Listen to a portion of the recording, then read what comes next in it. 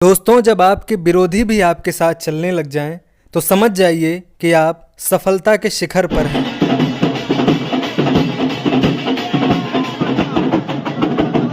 Video में साफ देख सकते हैं कि ये विवेक सिंह हैं, खेसारी लाल यादव के पूर्व मैनेजर। ये वही विवेक सिंह हैं जो कभी खेसारी लाल यादव के लिए तारीफों का पुल बांधते नहीं थकते थे। लेकिन समय देखिए भैया, आज खेसारी लाल यादव के साथ कोई नहीं खड़ा है। कल लखनऊ में हुए पवन सिंह के इवेंट में विवेक सिंह भी नजर आए। इसीलिए कहते हैं कि समय बदलते देर नहीं लगती।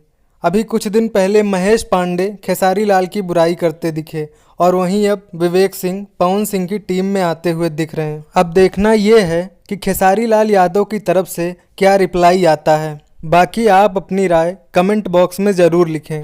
बताएं कि क्या विवेक सिंह ने सही किया। काम की है। भलक वर्मा उनका नाम है। मैं चाहूंगा आप आइए मंच पे।